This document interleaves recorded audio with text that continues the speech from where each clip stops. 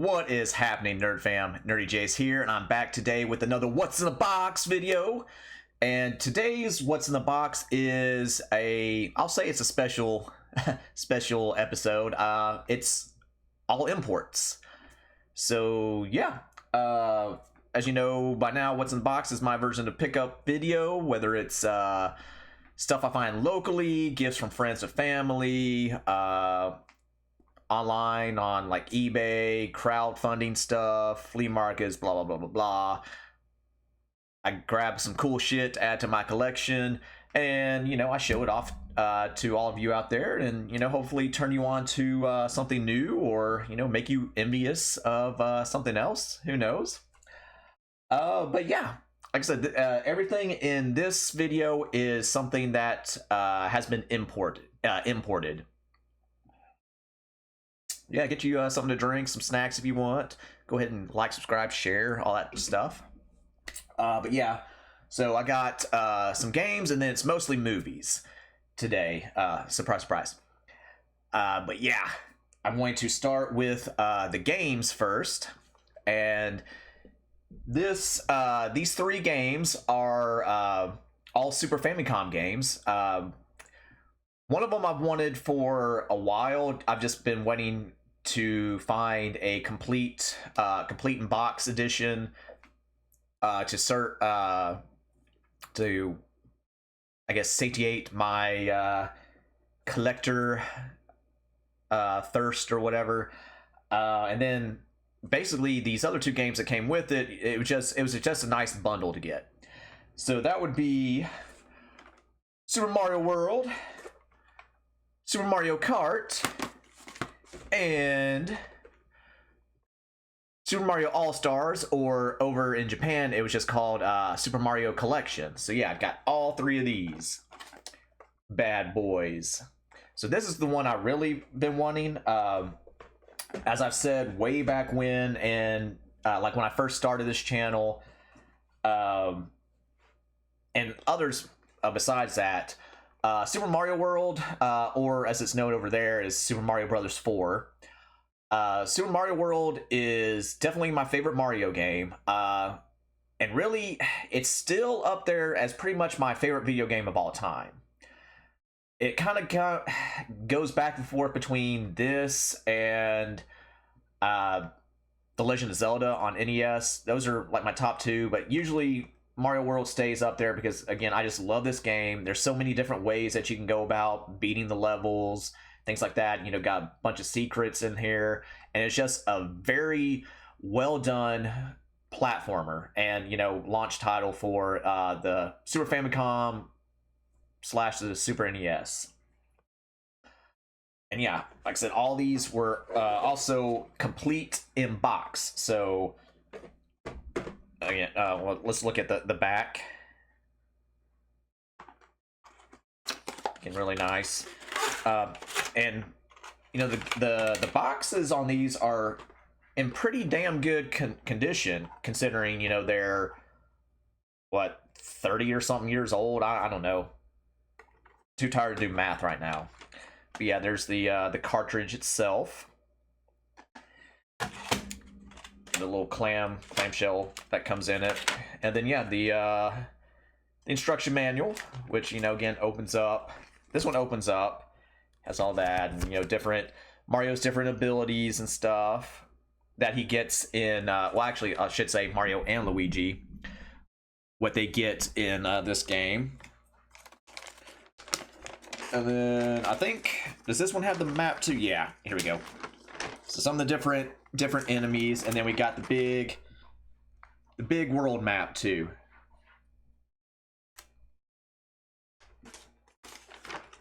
So again, I love having the instruction manuals and stuff. Again, you might not like it. I don't know. I just always love that. So I guess I'm the rare person to where, whether it was me buying a game or if I rented one, as I'm in the car, I'll pop it out and I'm reading the instruction manual as we're, on our way home or whatever. So then I can, you know, jump in the game and just, you know, go with it or whatever. So I still love having the manuals and stuff. That's what I hate about games nowadays. They don't have the fucking manuals to, you know, not only just tell you the damn controls and stuff like that, you know, how to play the game, but, you know, also most of the time in like the first few pages in the instruction manual, you get the backstory for the game. And you get, you know, it'll tell you some of the main characters in there, you know, their background, what they're thinking, and things like that. You know, just extra stuff to enhance the gameplay. In my very biased opinion, you know, your opinion may vary, but yeah. So again, it's really cool to have. Again, I've been wanting this for a while. The Super Famicom versions of the game are harder. I mentioned this in, actually it might have been the Mario World game that in my retro plays video. Japanese games were typically a lot harder. So like in this one, in our Super Mario World, whenever say you're Cape Mario, you get hit, you get knocked down to just regular Super Mario, and then when you get hit again, then you go down to, you know, we'll say Baby Mario, Small Mario. Not so, and that was for also Super Mario 3 over here. You know, you go from the raccoon tail to just regular and then to small. Not so in Japan. Japan, once you get hit, you know, whatever power up you have, you get knocked all the way down to, we'll say, base Mario, if that's how you want to look at it. So that, you know, a little bit, some of the enemies are a little bit tougher, but again, other than that, you know, because over here we had to, you know, sugarcoat and water down everything. So, oh, it's too tough for us over here, blah, blah, blah, blah, blah. And anywho, I've ranted. Not really ranted, but I've just talked about that before. But again, I love this game, and so glad to have this version in my collection, complete in box. And like I said, it came with a bundle.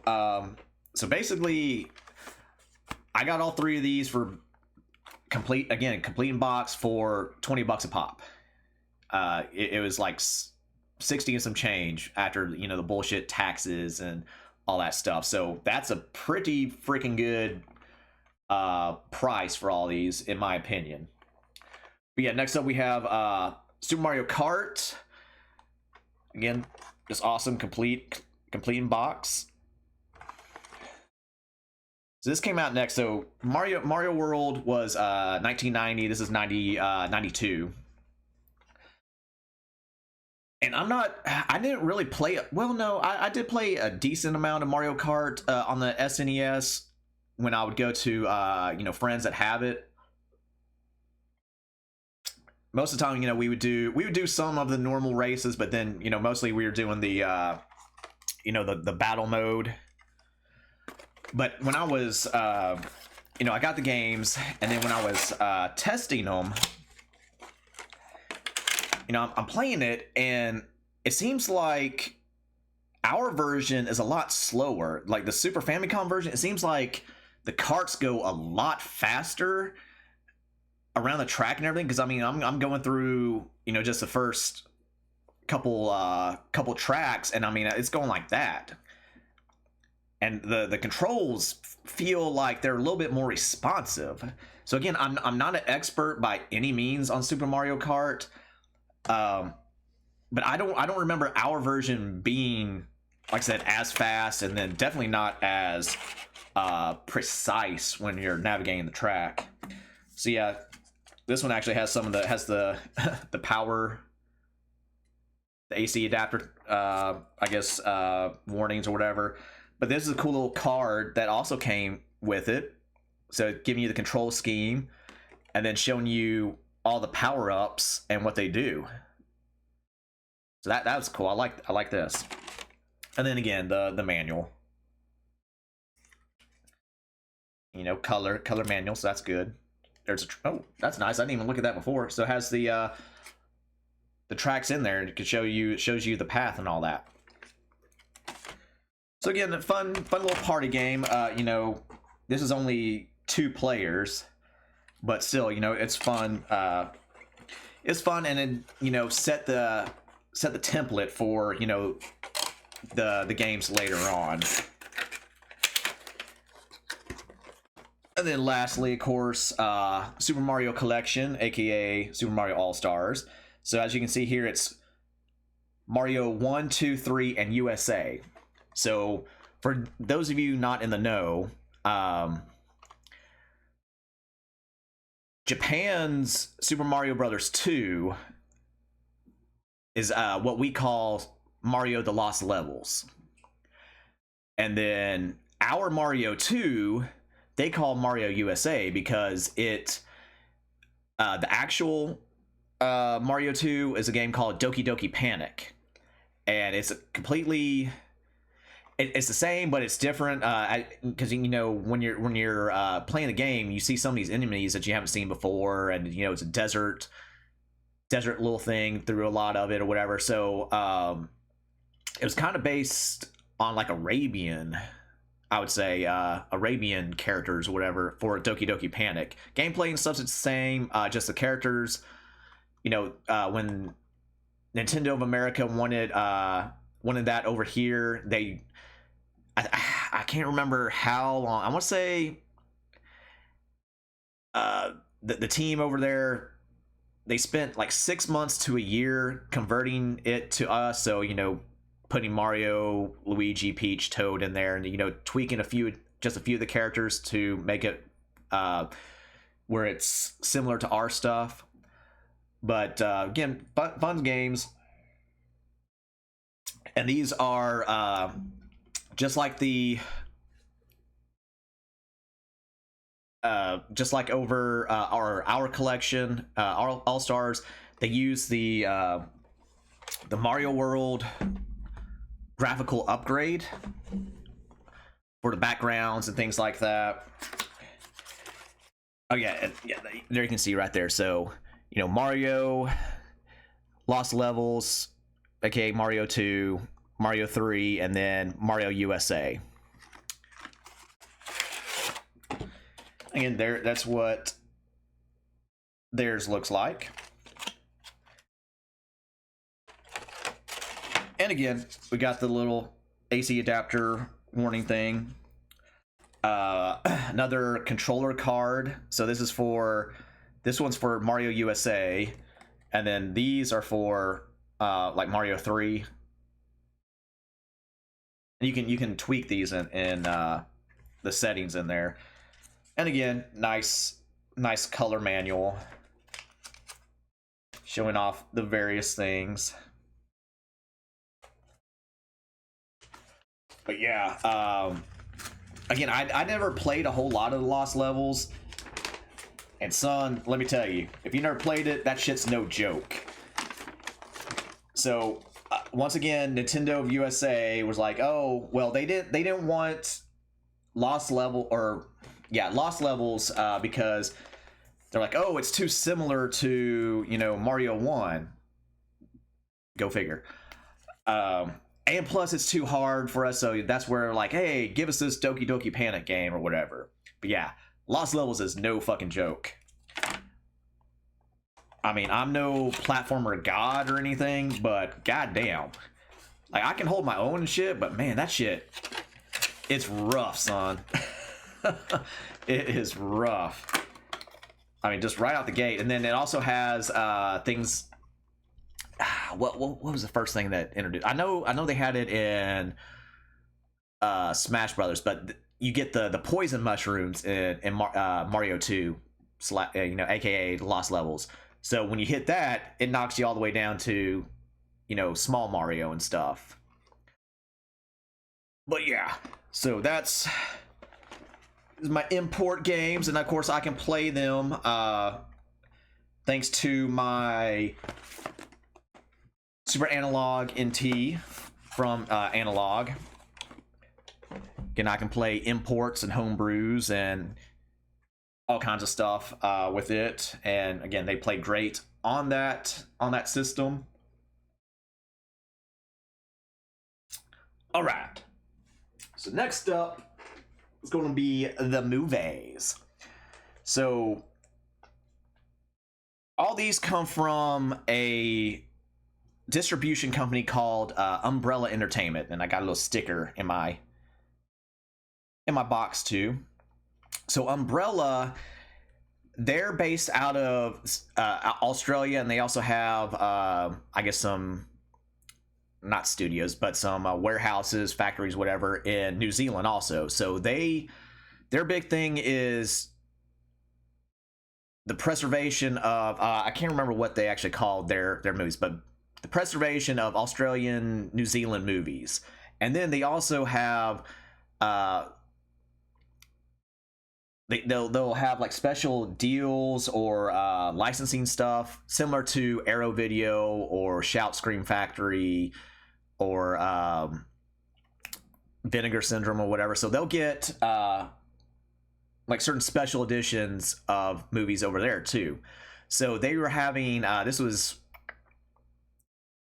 well, damn, since we're in September now, it was about a month ago. They Umbrella was running a BOGO sale, so buy one get one, and there's this one collection that's going to end. It's going to round out this video. I'm going to save it to last, but Umbrella got a special collector's edition that I've been looking at for a while, and I was just going to look for it again, and then that's when I saw the BOGO sale. So I'm like, well, shit, let's just look at stuff. So okay, that's cool. Add. Well, I need something to round out, so let's add this too.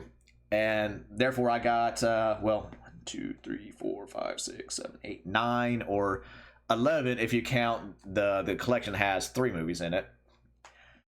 All of them. So bunch of shit added to the collection, and the first one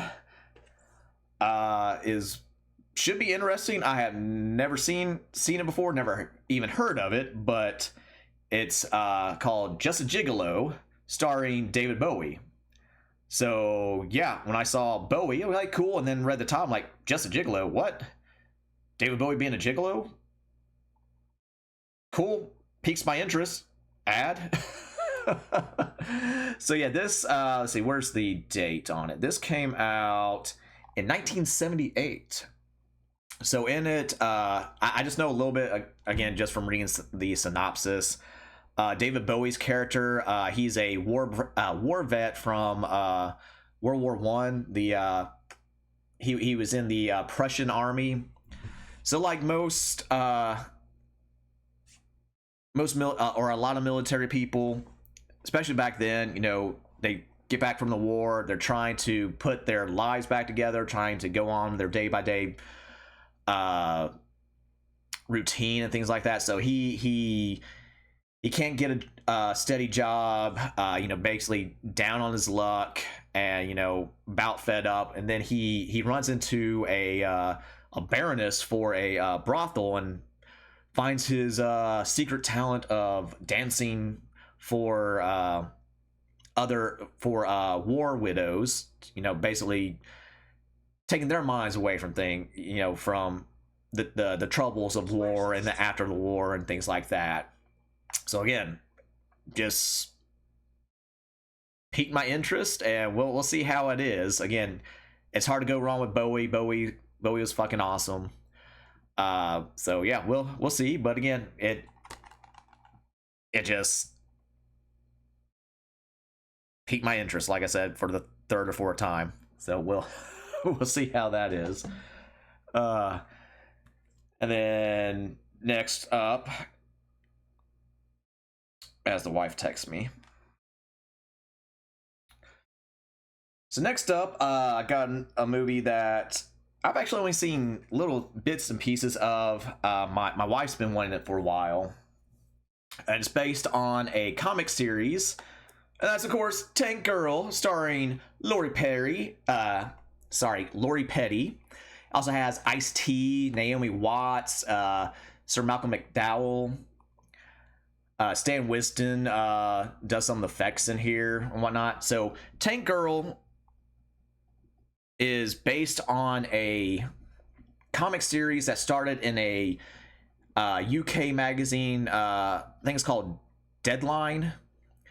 And then based on the popularity over there, and then like Margaret Thatcher and some of her little people in Parliament, they were getting down on the standards and practices or whatever of shit that was going on in the comic. Some companies over here were interested in it, and it was a little bit of a bidding war, and then Dark Horse Comics got the rights to it to print the comics and stuff over here in the US, and then eventually they made the movie, and then later on, several years later, IDW comic or publishing got the rights to do some series, and I'm not sure if they still have it or not. There really hasn't been any Tank Girl stuff in a while, but again, post-apocalyptic Earth, meteor hits, and basically makes everything a wasteland, a la Mad Max and all that, and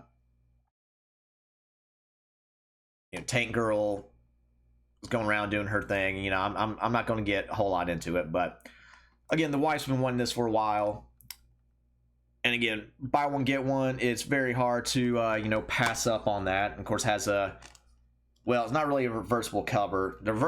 The reversible cover is basically turning it into our version, which is the same cover, but it just doesn't have their rating system right there because theirs is different. But again, a goofy, like, would you call it steampunkish? No, I don't know, just a punk movie.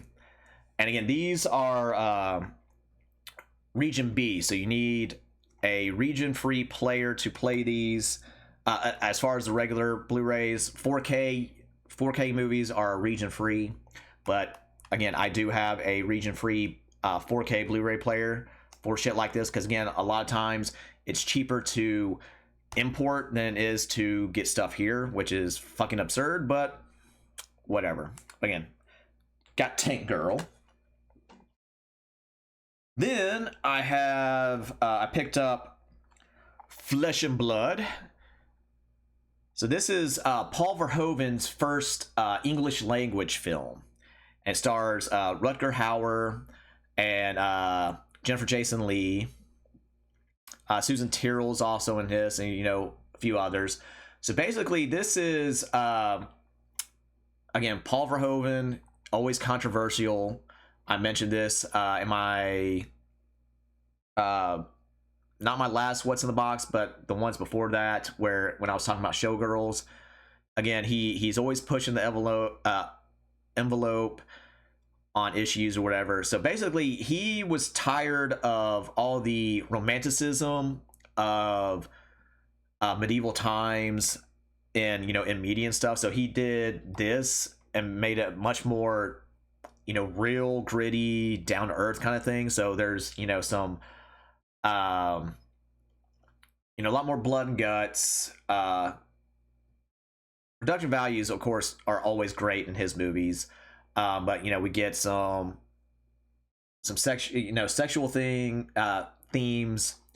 a lot more raw sexual stuff in here. So again, it's gritty in that aspect and everything. But yeah, basically, Rutger Hauer, he leads a band of mercenaries who are betrayed by their employer, and as they're betrayed and left for dead. So then, seeking vengeance, Rutger Hauer's character goes and steals Jennifer Jason Leigh's character, Agnes, who is the guy's daughter, and for lack of a better term, brings her to the dark side while trying to get his vengeance and all that. So little period piece that I'm looking forward to checking out. And that sword's pretty badass that he has right there. And keeping with the sword and sword theme, something from my childhood, a goofy sci-fi B movie from, of course, Canon, the Canon Group. And yeah, that is Masters of the Universe. That's right, the live-action He-Man movie starring Dolph Lundgren as He-Man and Frank Langella as Skeletor. So yeah, this was interesting. So again, it's how do you make a movie out of a toy line? They didn't want to go with any of the stuff that was going on in the cartoons. So they came up with this new script, and going on the 80s theme, where music, synthesizers and stuff are really like picking up steam, and they integrate that in here as the plot device, the cosmic key, which Skeletor uses to not only infiltrate Castle Grayskull but starts to take it over. He-Man and company, that's Tila, Man at Arms, and a little dude there, oh, what the fuck's his name, Grildor. He's the creator of the cosmic key. He just puts some random coordinates in, beelines it into some unknown universe, galaxy. Of course, they end up on Earth. Skeletor finds them, tracks them down, and basically they got to get back to free the sorceress and retake Castle Grayskull. Blah blah blah blah blah. Again, it's freaking canon. Their movies were schlocky, over the top, goofy shit, but again, it's 80s cheese and it's awesome. Again, the sets and stuff, Castle Grayskull looks pretty cool on the inside. The effects and stuff were actually pretty good for again to be a little cheesy thing. And this, of course, is the first acting or it's the acting debut of Courtney Cox.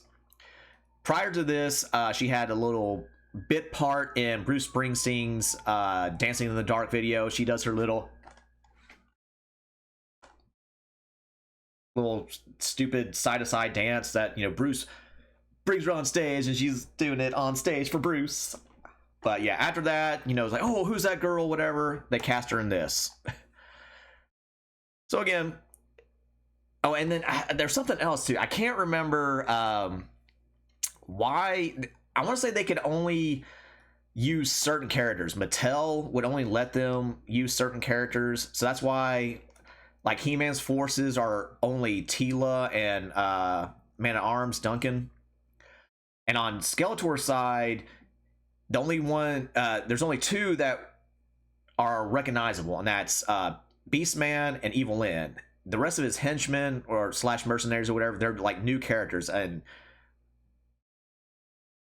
eventually, like, we don't ever see them again. They eventually get action figures like some 15-20 years later or whatever. But again, I can't remember why they weren't allowed to use some of the other characters in there. If you remember, let me know in the comments, because again, I would like to know. But again, I've been meaning to have pick up a decent version of this to add to the collection. There was another like special edition of this, but it was sold out.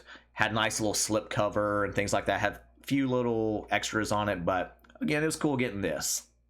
Again, I love the painted cover too. It's nice. All right. So next up is a movie that I saw for the first time on the last drive-in with Joe Bob Briggs. A decent little late 70s slasher, right? Because it came out in 79, I think it was. 78, 79 is when it came out. And that is Intruder. So yeah, this also stars the brothers Raimi. Both Sam and Ted have little parts in here. And again, I like I like the slipcover. It's pretty cool. So again, you know, nice little slasher. Cool art right there. And it's all contained in this supermarket. So basically, a grocery store. They're closing down at night, and one of the one of the managers or the owner, you know, brings all the night crew together and lets them know that yeah, due to time, hard times, whatever, they're going to be selling the shop or the store in like a few weeks or whatever. But you know, just go ahead and keep on, you know, doing business as usual, get everything stocked up, blah blah blah. You know, I'll give you recommendations, all that jazz. And also there's a stalker little subplot in here because this one crazed ex-boyfriend or whatever is chasing after one of the other characters in here, and you know, bodies start appearing, and you know, is it the stalker, is it something else entirely, who knows. So again, nice little closed movie, or closed location movie. Has some pretty damn good kills in here. I'll give him that. Again, it's entertaining. I enjoyed it. Again, some of the stuff's out there, but again, nice, decent slasher. And again, you know, it's from one of the creators of Pulp Fiction and Evil Dead 2, and that's Scott Spiegel. So, you know, if you're curious, if it pops up on, you know, streaming or whatever, you know, give it a watch. It's entertaining, again, for some of the kills and stuff alone. Especially, you know, the grisly kills that happen to, you know, Ted and Sam. All right, so now I got another classic Rutger Hauer movie, and that is The Hitcher. So this is another one I've never seen it all the way through. I've seen chunks of it, but again, it's a classic suspense movie. Again, it also stars along with Rutger, Jennifer Jason Leigh's in this one also. And you got C. Thomas Howell, Jeffrey DeMune, whatever. So yeah, Rutger's a serial killer. You know, go figure on that one, right? Yeah, C. Thomas Howell's character, Jim, he picks up a hitchhiker on his way back from transporting a car. Picks up Rutger Hauer's character, you know, who he claims to be a serial killer, and then after escaping,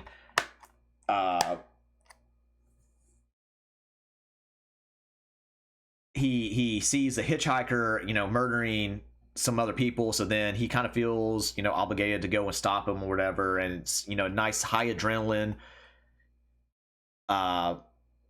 filled movie, you know, car chases and all that stuff. Nice, you know, that tension and whatnot. You know, not gonna say a whole lot more because I don't want to butcher it or whatever, but very good movie, classic.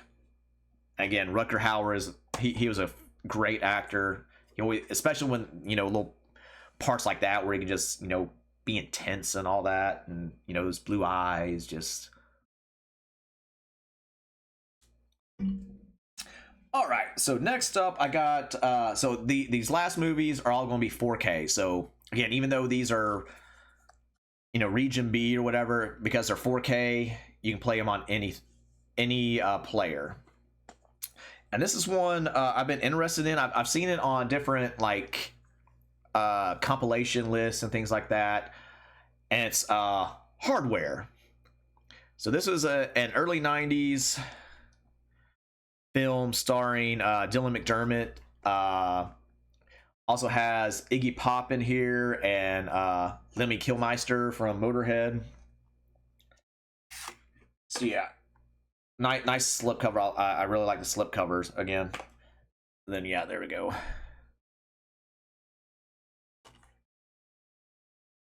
So again, this is during the time where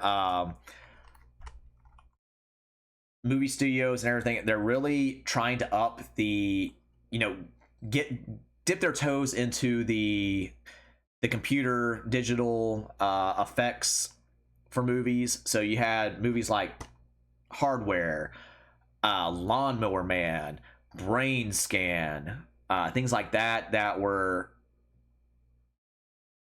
testing the waters, trying to see, trying to they're the test dummies or whatever to that.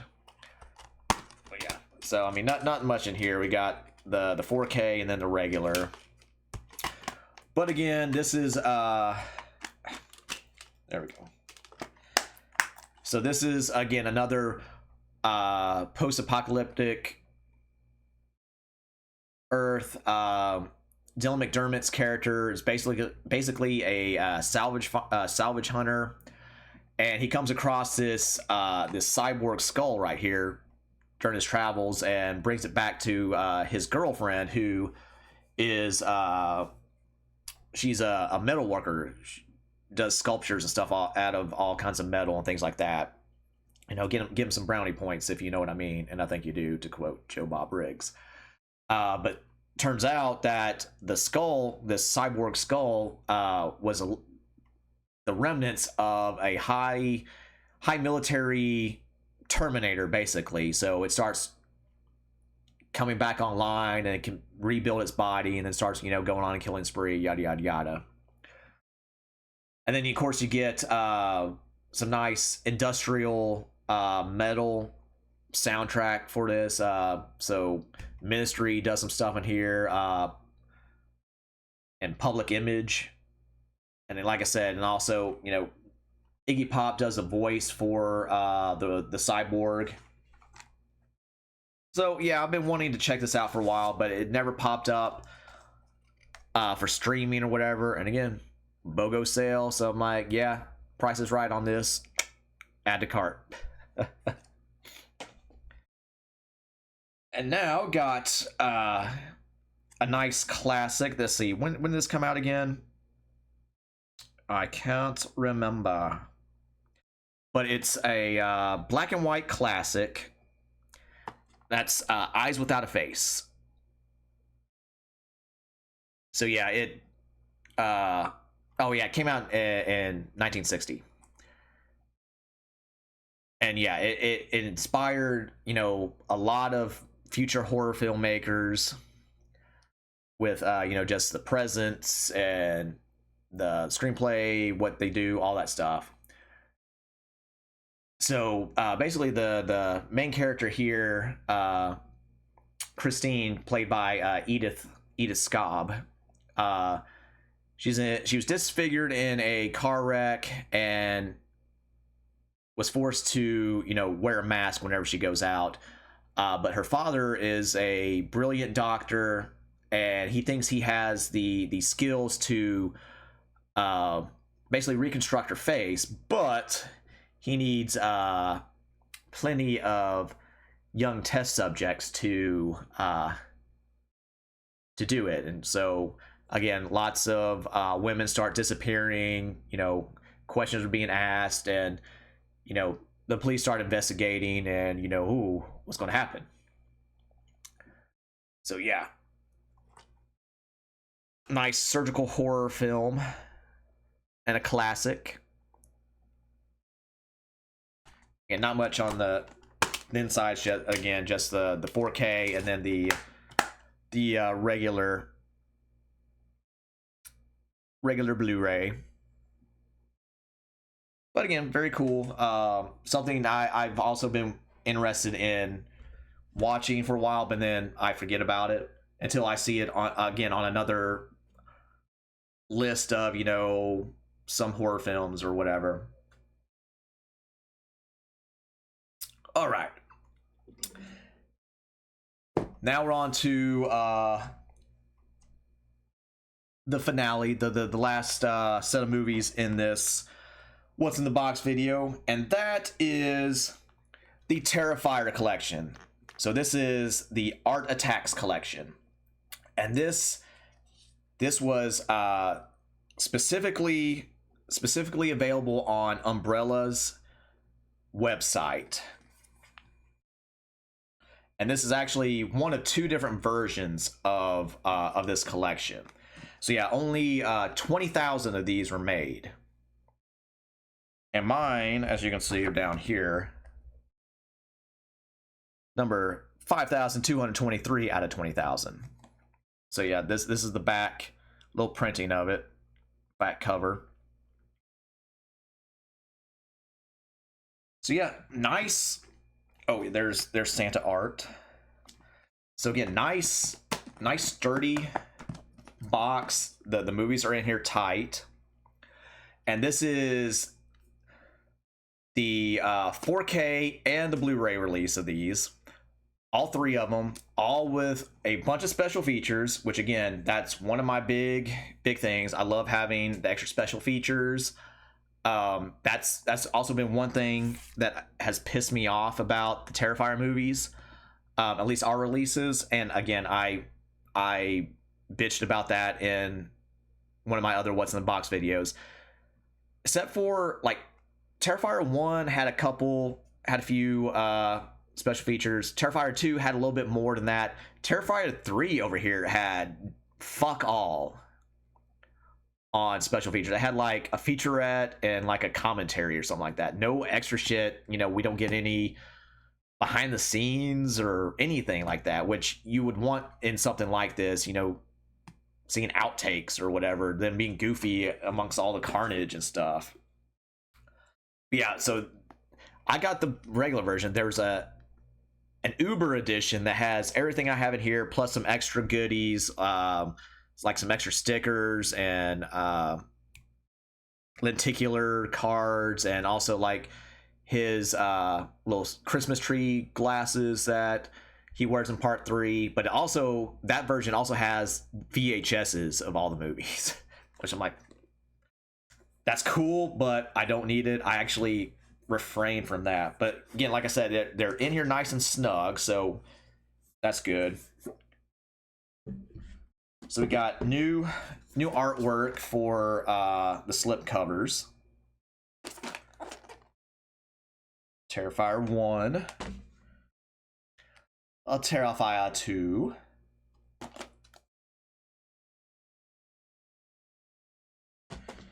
And of course, Terrifier 3.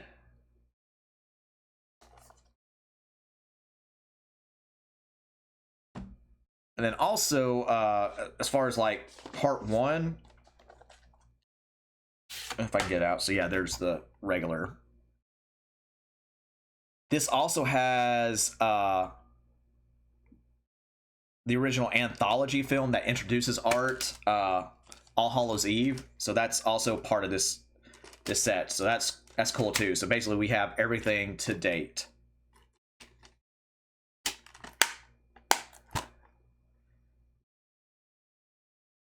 Yep. All Hallows Eve, the anthology prequel film, commentaries, behind the scenes, interviews, deleted scenes, yada yada yada.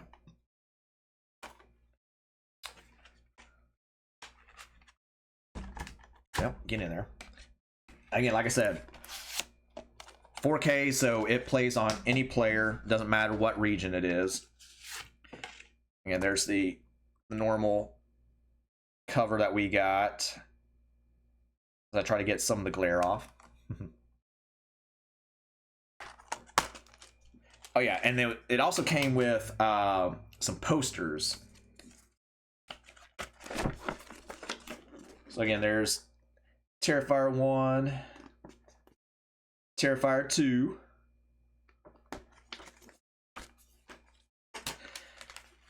so posters, and I'm gonna get to the other stuff in this badass collection too.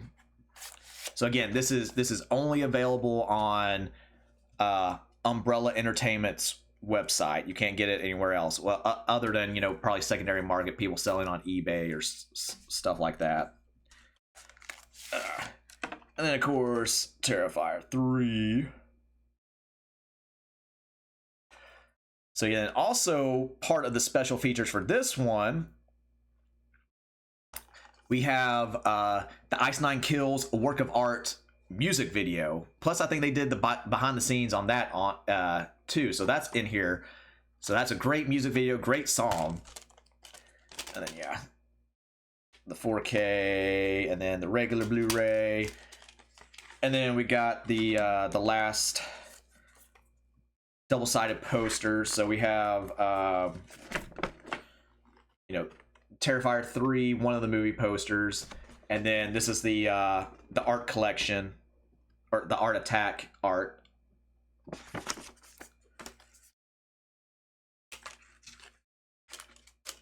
Then yeah, this has a reversible cover also, but again, all the reversible covers do on this is just take away their rating system right there. So nothing major on that. But also in this collection, other than all that other cool stuff, we got a nice art book, Art Attack. So not only does it have behind the scenes pictures and stuff like that, but also has interviews with Damien Leon's. He's the director, so stuff like that in there.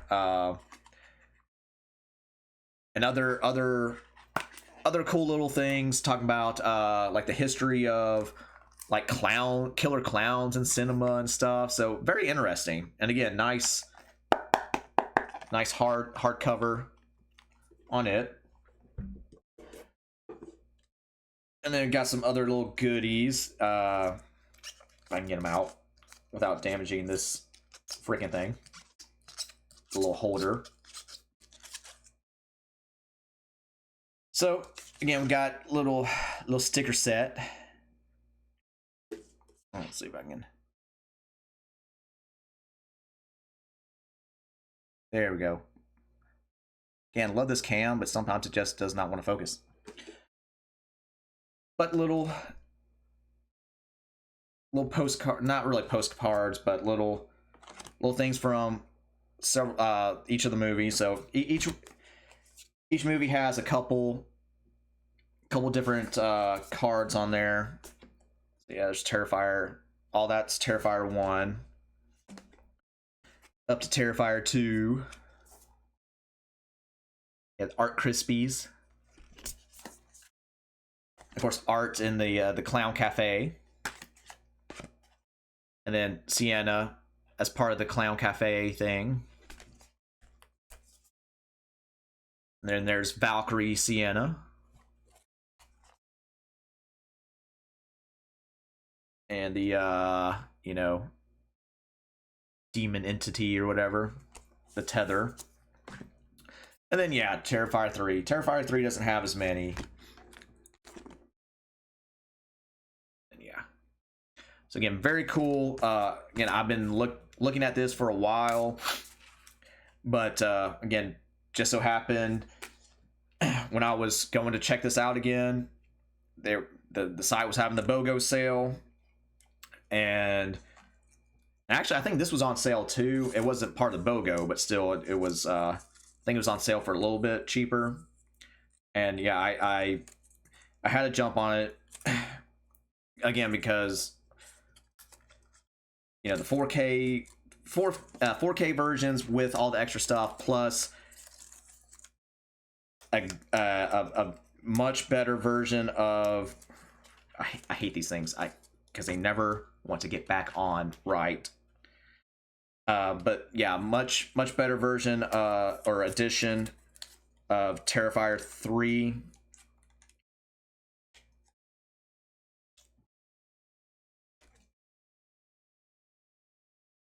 So yeah, bunch of cool shit for the collection. And yeah, let me know down in the comments anything that you liked in here, what you may have in your collection, you know, not necessarily from you know, these specific ones from like Umbrella or whatever, but you know, whatever. What you think about the Terrifier series? You know, what's your favorite Mario? What's your favorite Super Nintendo game is? I don't know, whatever. Leave some comments. We can talk. Whatever. But that's going to end this edition of What's in the Box here on the channel. Thanks for joining me as always. You know the drill. Like, subscribe, share. And until next time, Nerd Fam. Later, nerds.